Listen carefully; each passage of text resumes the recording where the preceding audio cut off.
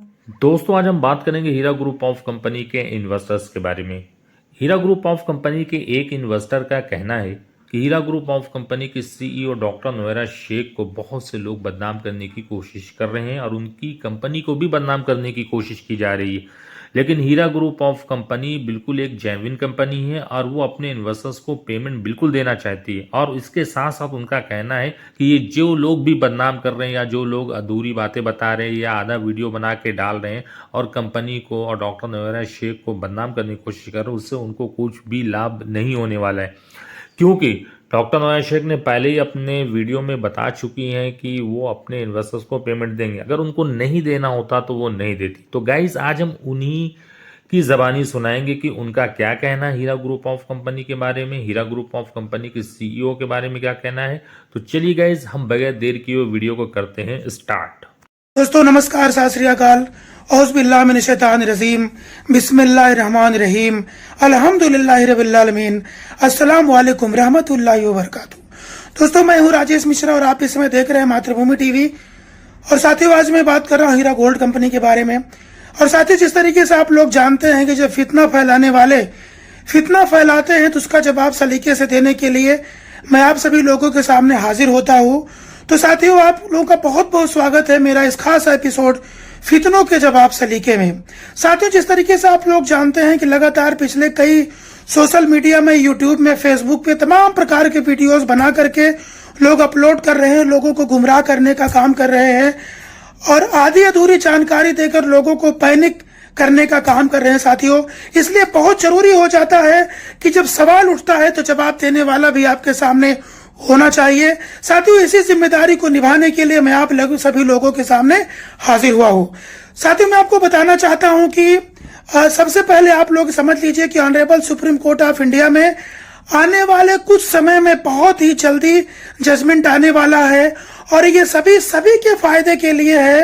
और आप सभी लोग इस अच्छी तरीके से जानते हैं कि बाकायदे session court, honourable high court से होते हुए honourable supreme court of India तक आपका मामला पहुंचा है और इसमें आप सभी लोगों के साथ इंसाफ होने वाला है। आपा के साथ भी होने वाला है, कंपनी के साथ भी होने वाला है। लेकिन साथियों जिस कंपनी को honourable supreme court of India ने भी गलत करार नहीं दिया, उनको कुछ लोग सोशल मीडिया पे बैठ करके और मीडिया ट्रायल करते रहते हैं, अपनी अलग अलग बातें बोलते रहते हैं। उनकी बातों में आने की कोई जरूरत नहीं साथियों। इस समय आप बहुत जल्दी बहुत अच्छी गुड न्यूज बहुत चंद दिनों में आप लोग सुनेंगे और आप लोगों के पैसा मिलने का रास्ता पूरी तरीके से साफ हो जाएगा। साथियों मैं आज सोशल मीडिया में जो लोग सवाल उठाए उनका जवाब भी दूंगा और आदरणीय मौलाना तौसीफुर रहमान साहब के सवालों का जवाब भी दूंगा। साथियों सबसे पहले मैं आपको बताना चाहता हूं कि आपा डॉक्टर नोएरा शेख से हमारी डायरेक्टली बात होती रहती थी, आज भी होती रहती है। अभी पिछले 3 दिन पहले ही आपा से मेरी काफी देर तक तमाम मुद्दों पर बातचीत हुई थी और सीधे उनकी कही हुई बातों को बस मैं आप लोगों के सामने रखने के लिए हाजिर हुआ हूँ। साथियों सबसे पहले मैं आपको बताना चाहता हूँ कि जो लोग ये राय दे रहे हैं आपा को सोशल मीडिया पे बैठ करके गलत राय दे रहे हैं कि आप चुनाव मत लड़िए।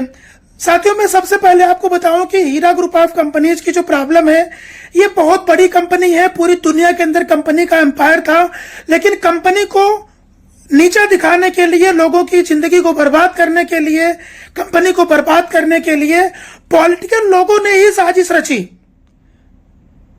पहले वो दाल में नमक मांगते थे, बाद में नमक में दाल मांगने लगे।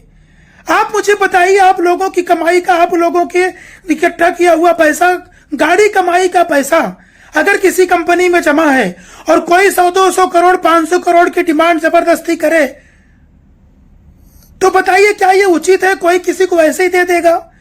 तमाम लोगों ने बहुत प्रकार का प्रेशर कंपनी पे डाला, बहुत प्रकार का पॉलिटिकल इन्फ्लुएंस करने की कोशिश की, बहुत सारा प्रेशर बिल्डअप किया, गुंडागर्दी, लुच्चाई, लफंगाई, सारे की सारी सीमाएं लोगों ने लांघ दी, तब आपा को पॉलिटिक्स में आना पड़ा। और साथियों आज जो जमाना चल रहा है वो ये चल रहा है कि अगर आपके पास बिजनेस एम्पायर है, अगर आपके पास पॉलिटिकल पावर भी है तो भी या तो ही आप अच्छे तरीके से देश के अंदर जिंदा रह सकते हैं, अपने बिजनेस को चला सकते हैं, सरवाइव कर सकते हैं।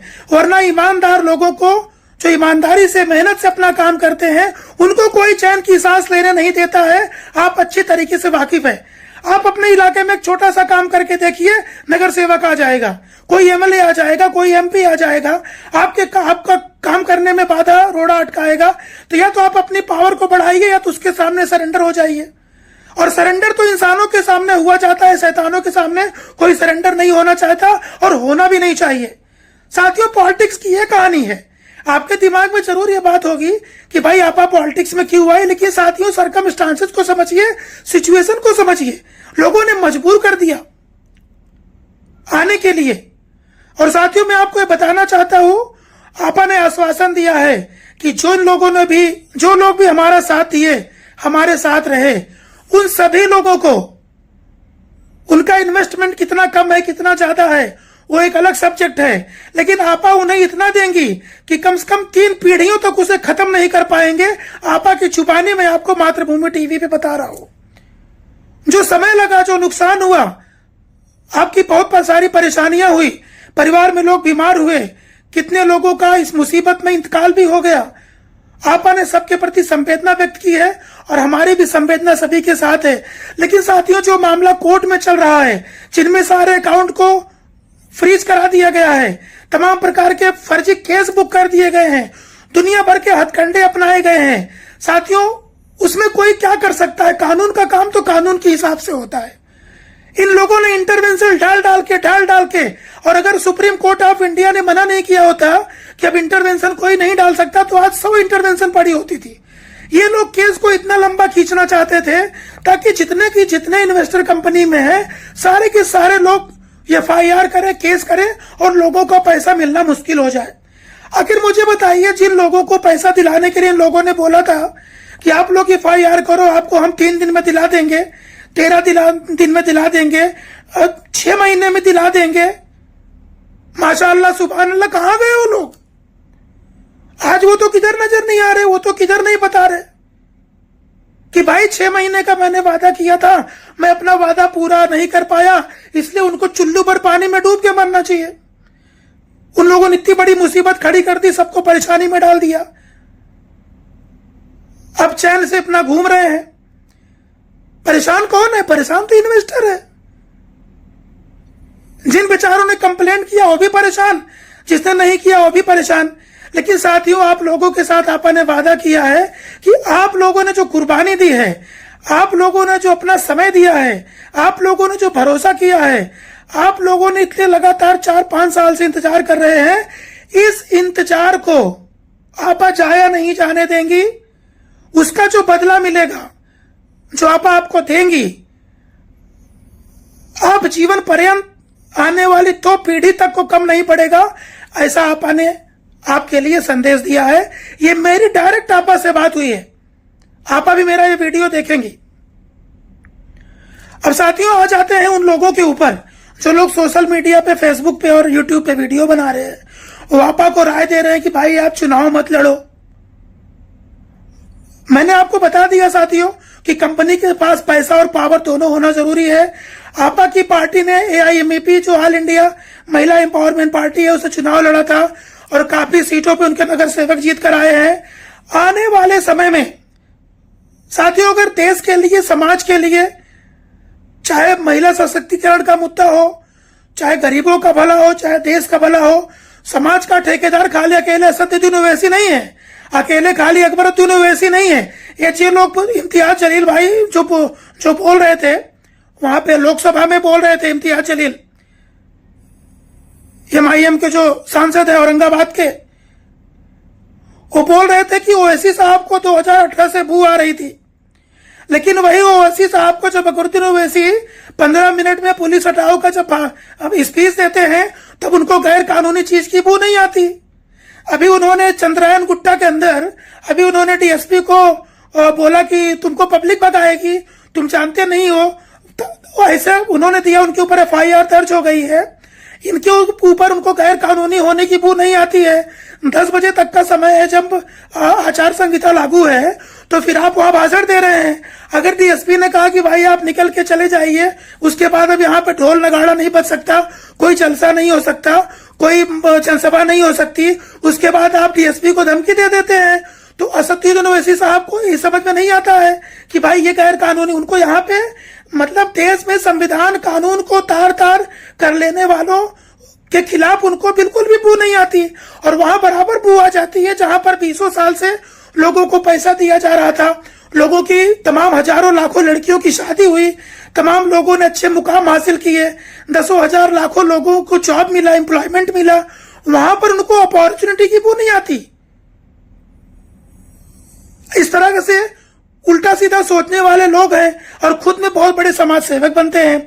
साथियों, मैं आपको बताना चाहता हूं कि आपा डॉक्टर नोएरा शेख अपने उनका जो संवैधानिक अधिकार है उसको इस्तेमाल करने का उनको पूरा हक है, और आने वाले 2024 के अंदर असदुद्दीन ओवैसी के खिलाफ हैदराबाद से और इम्तियाज जलील के खिलाफ औरंगाबाद से आपा दोनों सीटों पर चुनाव लड़ेंगे, और पार्टी पूरे देश के अंदर चुनाव लड़ेगी। पूरे 544 सीटों पर किसी भी पॉलिटिकल पार्टी को चुनाव लड़ने का अधिकार है, वो आपा की पार्टी को भी चुनाव लड़ने का अधिकार है। और साथियों, आप ये समझ जाइए कि आपकी ताकत जब बढ़ेगी, आपकी कंपनी को कोई छुपा नहीं पाएगा।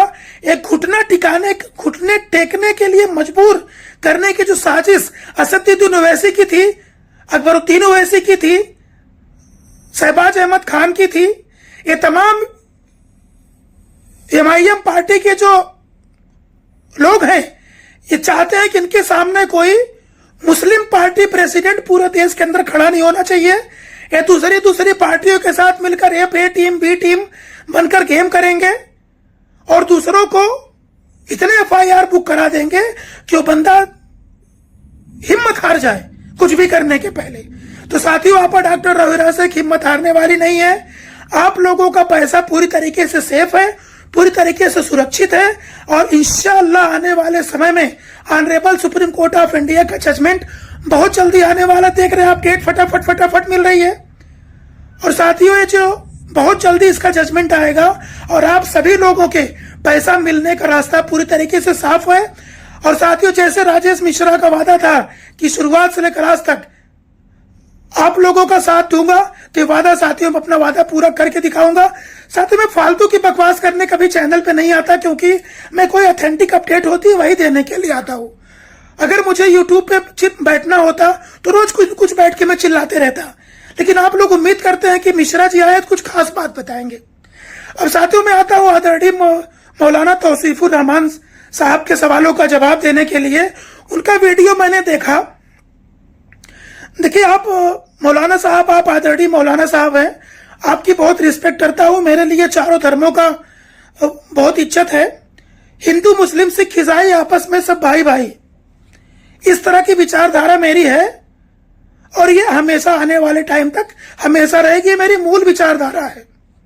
मैंने आपका वीडियो देखा, उसमें आप इतनी गलत बातें कर रहे हैं जिसकी कोई हद नहीं है। सर, आपको सबसे पहले, आप एज ए मौलाना, मैं आपकी बहुत रिस्पेक्ट करता हूं, लेकिन आप एक पाकिस्तान शहरी हैं। सर, मैं आप मुझे इतना बताइए, आपने आपा के बर्थडे मनाने को बोला कि काफिरों के बीच में बर्थडे मना रही है। सर, ये पाकिस्तान नहीं है, हिंदुस्तान है सर। और हिंदुस्तान के अंदर हिंदू मुस्लिम सिख ईसाई सब लोग प्यार मोहब्बत के साथ रहते हैं। किसी मुस्लिम के बर्थडे में हिंदू जाए, हिंदू के बर्थडे में मुस्लिम जाए, सिख ईसाई जाए, सब लोग आपस में मिलके बर्थडे मनाते हैं, शादियों में जाते हैं, हर प्रकार के प्रोग्रामों में जाते हैं। तो ये आप अपने पाकिस्तान का फार्मूला सर पाकिस्तान में रखिए। पाकिस्तान का कोई फार्मूला हिंदुस्तान में लागू नहीं होता है, न लागू होता है और न आने वाले समय में लागू होने वाला है। ये उस समय आप भाषण नहीं दे रहे कि लिटरेसी रेट 80% है। आज सब हिंदू मुस्लिम सिख ईसाई सब पढ़े लिखे लोग हो गए हैं। अगर कोई भड़काने वाली बात आप बताएंगे तो कोई आपकी बात पर न तो ट्रस्ट करेगा, न तो आपके कहने के हिसाब से काम करेगा।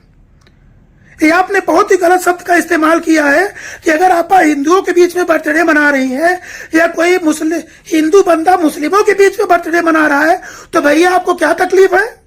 मौलाना साहब, सबसे पहले पाकिस्तान को सुधार लीजिए। वहां पर 15 लाख अफगानिस्तान मुसलमानों को पाकिस्तान की सरकार ने रातों रात बोला कि आप लोग पाकिस्तान खाली कर दीजिए। बताइए, क्या वो मुसलमान नहीं है अफगानिस्तान के लोग? आप उनके बारे में जरा अपना ज्ञान बांटिए थोड़ा सा, उनको जरा सा तौफीक उनको बताइए कि भाई आप पाकिस्तान की सरकार को बताइए, आप तो इतने बड़े मौलाना हैं सर, आप वहां के लोगों को बताइए कि भाई ये मुस्लिम भाई है, 57 कंट्री है मुस्लिमों की, कोई कंट्री उन लोगों को शरण देने को तैयार नहीं है। आप अपनी सरकार को बताइए। लोग लाइन में कटोरा लेके सरकार भीख मांग रही है पाकिस्तान की, कभी अमेरिका में जा रही है, कभी लंदन में जा रही है, कभी टर्की में जा रही है, कभी चाइना के सामने भीख मांग रही है।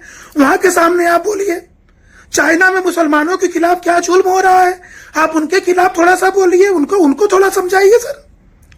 आटे की लाइन में आप लोग खड़े हैं खाने के लिए, सरकार के पास पैसे नहीं है, अगर लोगों से भीख न मांगे 4 कंट्री से तो कंट्री में खाना नहीं खा सकते सर। आप हिंदुस्तान के कानून में, हिंदुस्तान की सुप्रीम कोर्ट ऑफ इंडिया के अंदर कोई मामला चल रहा है, इस मामले के अंदर यहाँ की सुप्रीम कोर्ट जजमेंट सुनाएगी, जो जजमेंट सुनाएगी उसके हिसाब से उनको काम करना है। और आप वहां पाकिस्तान में साहब बैठ करके और यहाँ के कानून को आप बता रहे हैं। और अगर दीनी बात भी अगर की जाए सर, तो मैं भी लोगों के बीच में रहकर मैं भी थोड़ा बहुत समझ गया हूं। तो सर मैं आपको बता देना चाहता हूं कि हीरा ग्रुप ऑफ कंपनीज के माध्यम से लाखों बेटियों की शादियां हुई है, लाखों लोगों को रोजगार मिला, पिछले 15-20 साल में कितने लोग करोड़पति बन गए, वो भी आपको जानना चाहिए सर।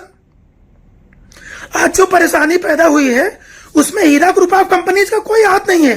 ये चंद पॉलिटिक्स करने वाले गंदे, सारे पॉलिटिशियन गंदे नहीं होते, ये गंदी पॉलिटिक्स करने वाले हैदराबाद के सफारी ब्रदर्स असदुद्दीन ओवैसी साहब सीधे कह चुके हैं कि देखो मैंने कहा भेज दिया लोगों को, तो यही कर रहे थे कि हमारे खिलाफ कोई खड़ा नहीं होना चाहिए, सामने वाले को दबा दो और अकेले खाली चुनाव लड़ो, आखिर अकेले जीतो। ऐसा नहीं होगा। आपा डॉक्टर नोएरा शेख उनको टक्कर देंगी आने वाले समय में। और साथियों, बड़ी बड़ी पॉलिटिकल पार्टीज खतरे में, बड़ी बड़ी कांग्रेस कहां थी आपको पता है ना, पूरे देश में सरकार थी, उसके बाद कहां से कहां गए। तो ये सब चीजों में अगर आपका सिद्धांत सही नहीं है तो कभी न कभी आपको मुंह की खानी पड़ेगी। और अच्छी अच्छी दबंगई दिखाने वाले लोग, अच्छी अच्छी बड़ी बड़ी गलत पॉलिटिक्स करने वाले जमीन पे आ गए और ये लोग भी आज नहीं कल आ जाएंगे।